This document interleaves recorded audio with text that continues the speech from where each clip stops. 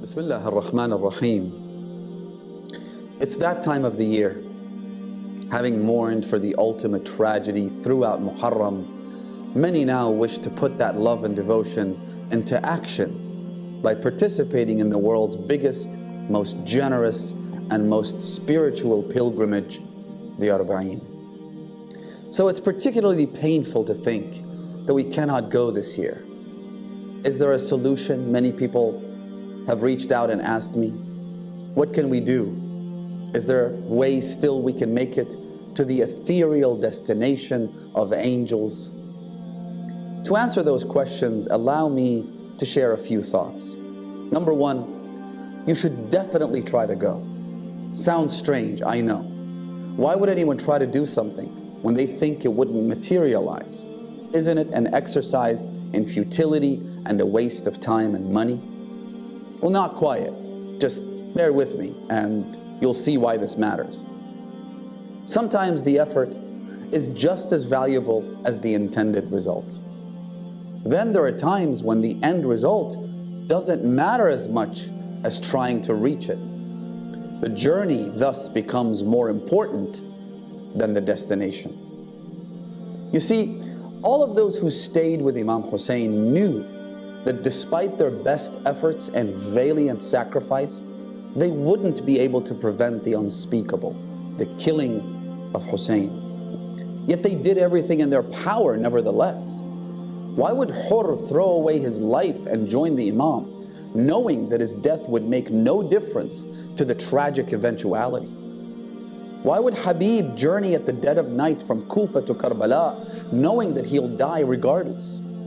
Why would anyone switch sides, as many did, to Hussein's camp, knowing that, for lack of a better term, it was a suicide mission? The answer is that honoring the Imam and his family was a duty for which every conceivable effort is worth making. Come what may, this sacrifice is objectively a righteous one. Not because it was expected to yield results in saving the Imam, but because of what it symbolized, a selfless willingness to devote every modicum of their existence to their leader.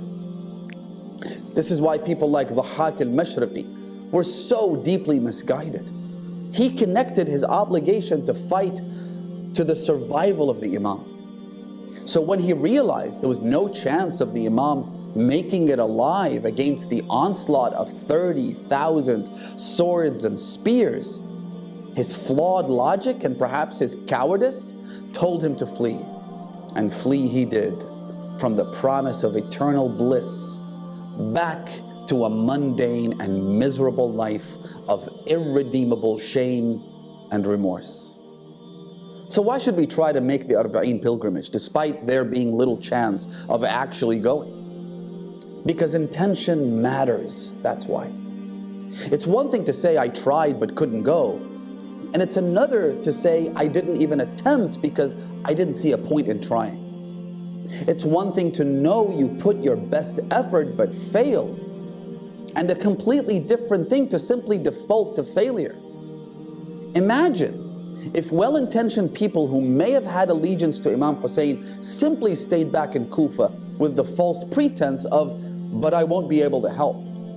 We all know that their failure to act was an enduring stain of disgrace on their name. It's one thing to say I was prevented from going by the government, and another to say I simply gave up all by myself. And it's not just about shifting blame. It's a teaching moment about the value of doing your best, sacrificing time and money and giving it your best shot no matter the end result. There's a concept in Islamic jurisprudence called al-masdud, which is a term that describes those blocked from making the pilgrimage to Hajj by tyrants and despots. It's better to try to go and be masdud than someone who simply stayed back and surrendered.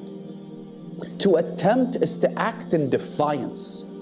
It is also a means of keeping the flame alive within you, so that when you can go, you will do so with greater vigor and enthusiasm. It also sends a message across to the Iraqi government. one of the most corrupt political establishments in modern times, that we will not allow them to take us back to the time when rulers would decide who should visit the shrine of Hussein and who shouldn't. Our religious leaders are more than capable of determining if the risk outweighs the benefit, and so those who visit the shrines are obedient to the jurists and their guidelines. What we don't need is crooked politicians in suits and ties to dictate our religious obligations, as if they care about the lives of the pilgrims when all they do is fill their offshore bank accounts with the wealth of the Iraqi people, leaving the country's health system in its dilapidated state. These political parties whose only expertise is large-scale robbery of Iraq's resources, you know, to buy essentials like mansions and luxury cars in London and Washington, so they shouldn't be the ones to preach to us. Listen to the statement of Imam al-Sadiq alayhi salam to a man who asked him, قُلْتُ فَمَا لِمَنْ يُجْهِزُ إِلَيْهِ. What reward will the one who sets out to visit the shrine of Imam Hussein get? وَلَمْ يَخْرُجْ لِعِلَّةٍ تُصِيبُهُ, but is unable to go because of a problem, a disease, or something along those lines. قال, the Imam responded, يُعْطِيهِ اللَّهُ بِكُلِّ دِرْهَمٍ أَنْفَقَهُ مِثْلَ أُحُدٍ مِنَ الْحَسَنَاتِ. God will give him in exchange for every coin or currency, for every amount of money that he spends, in proportion to the size of the mountain of Uhud in rewards and good deeds. وَيُخْلِفُ عَلَيْهِ أَضْعَافَ مَا أَنْفَقَهُ, and Allah shall compensate him many times over the actual amount that he spent. وَيَصْرِفُ عَنْهُ مِنَ الْبَلَاءِ مِمَّا قَدْ نَزَلْ لِيُصِيبَهُ, and Allah shall avert evil that was destined to reach him from him or her because of their attempt to try to go. وَيَدْفَعُ عَنْهُ وَيُحْفَظُ فِي مَالِهِ, and Allah shall protect him and guard him in his wealth. So, while these rewards sound incredible, I'm sure there's another reason why we all want to do this so desperately. Because by petitioning embassies and trying to go, we hope to put our name down with those who used to give their hands as punishment for visiting the shrine of Hussein. If we get to go, we will do so with pride, dignity, and reap the incredible rewards. But if we don't, which is the more likely of the two scenarios, then we can face Imam Hussein on Judgment Day and say what Hamid ibn Abdullah al-Hanafi said to Imam al-Hussein after he blocked the rain of arrows with his face and his chest from reaching his master, only to then fall to the ground, looking up to the Imam and saying, "Awafaytu ya Aba Abdullah." Did we fulfill our duty? Were we loyal to you? Will you accept us despite our failure to reach you? My final point, brothers and sisters, is this. While many of us won't be able to go, there are still millions who can, from within Iraq as well as its neighbors. So let us help them make the journey and keep the flame alive.